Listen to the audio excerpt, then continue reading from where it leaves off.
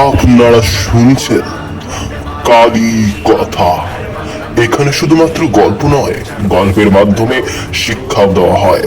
প্রতি বৃহস্পতি ও শনিবার শুনতে ভুলবেন না কালী কথা। খুঁজলে কি সত্যি তারে পাওয়া যায়, নাকি পাওয়া যায় না?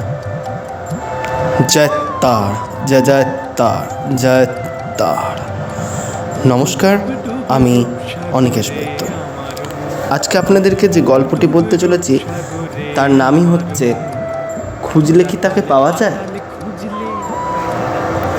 মানে ঠাকুর শ্রীরামকৃষ্ণ দেবেরই গল্প এটি। তিনি তার ভক্তদেরকে গল্পটি করছে।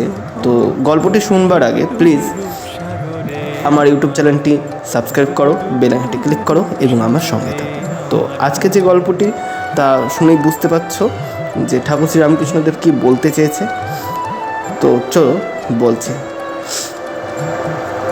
আজকের গল্পের নাম খুঁজলে কি তাকে পাওয়া যায়। আজকে এই একই নামের দুটো গল্প আছে। প্রথমটা বলি। ঠাকুর শ্রীরামকৃষ্ণদেব তখন তার শিষ্যদেরকে গল্প শোনাচ্ছেন যে এক মজুরির গল্প। দিন আনি দিন খায় তখনকার অবস্থা। তো লোকটি এরকম বেরিয়েছে, দিনের বেলায় কাজবাজ সমস্ত কিছু করে বাড়ি ফিরেছে সন্ধ্যাবেলায়। এসে সন্ধ্যেবেলায় সে দাওয়ায় বসেছে। তো একটি হেরিকেন জ্বালিয়ে দাওয়াতে বসেছে।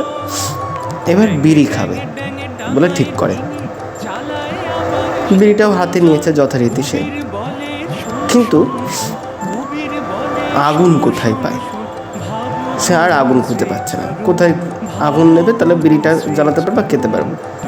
সে করে কি, হারিকেনটা নিয়ে সে তার এক বন্ধুর বাড়িতে যায়। 5-10 মিনিটের পথ অতিক্রম করে বন্ধুর বাড়িতে যায়। বন্ধুকে গিয়ে বলে, বন্ধু বন্ধু বলে। বন্ধু দরজা খোলে, বেরিয়ে আসে, দিয়ে বলে, কি হয়েছে? বলছে, আমাকে একটু আগুন দেবে, আমি এই বিড়িটি খাবো বা ধূমপান করব। তখন ওই লোকটি মানে ওই বন্ধুটিকে দেখে, মানে যে চাইতে গেছে আগুন, তাকে দেখে অবাক। কেন? কারণ সেই বন্ধুটি ওই মজুরি বন্ধুটিকে বলছে, বন্ধু তুমি কি, তোমার হাতেই তো আগুন আছে, হেরিকেনের মধ্যেই তো আগুন আছে, সেটাকে তুমি একটু উঁচু করো, তারপর তুমি তোমার বিড়িটা জ্বালাও, দেখবে তুমি ঠিক বিড়ি ফুঁকতে পারবে বা তুমি ধূমপান করতে পারবে, অসুবিধা হবে না। তখন ওই বন্ধুটি, মানে যে বিড়ির জন্য আগুন চাইতে যায়, সে তখন মাথায় হাত দিয়ে বসে আর বলে যে আমার কাছেই আছে, অথচ আমি এইটার জন্যই তোমার কাছে এসেছি। তার মানে কি বোঝাতে চাইলো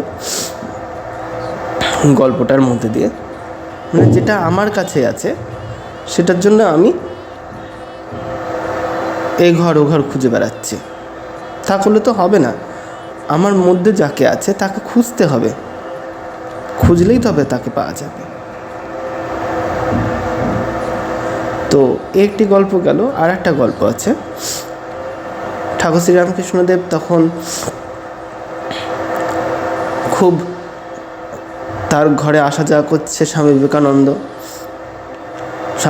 তাকে পরীক্ষা করছে। তার মনের মধ্যে খুব প্রশ্ন, অনেক রকমের প্রশ্ন, ভগবান আছে কি নেই এইসব নিয়ে প্রশ্ন। তখন স্বামী বিবেকানন্দ সদ্য কলেজে উঠেছে, এরকম একটা বয়স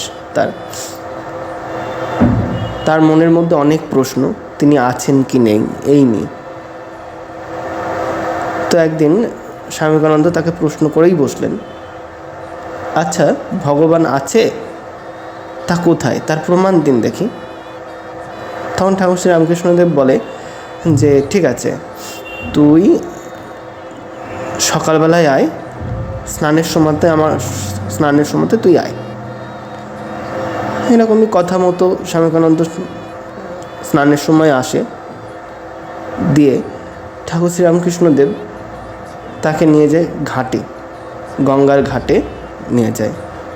নিয়ে গিয়ে স্বামী বিবেকানন্দকে, তখন তার নাম ছিল বিলে, তো ওই বিলেকে জলের মধ্যে চোবাই আর তোলে। আর স্বামী বিবেকানন্দ তখন হাপিত্যেশ, অর্থাৎ তার নাকানি চোবানি খেয়ে এমন এক অবস্থা, সেটাই ঠিকমতো নিঃশ্বাসও নিতে পারছিল না। তখন স্বামী বিবেকানন্দ ঠাকুর শ্রী রামকৃষ্ণকে বলছে, আপনি কি বদ্ধ উন্মাদ? আপনি এমন করছেন কেন? তখন ঠাকুর শ্রী রামকৃষ্ণদেব বলছেন স্বামী বিবেকানন্দকে, তোর বাঁচতে ইচ্ছা করছে না? স্বামী বিবেকানন্দ বলছে, হ্যাঁ বাঁচতে তো ইচ্ছা করছে, কিন্তু এরম করলে তো আমি মারাই যাব।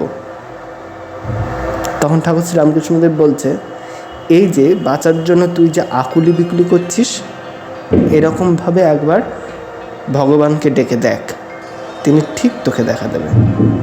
তুই ডাকবি না, তুই কর্ম করবি না, তোকে সে দেখা দেবে কেন? এরকম করেই তাকে বলে। তবে দুটোর থেকেই একটা ভালো শিক্ষা পেলাম, তাই না? তো গল্প দুটো কেমন লাগলো জানাতে ভুলবে না।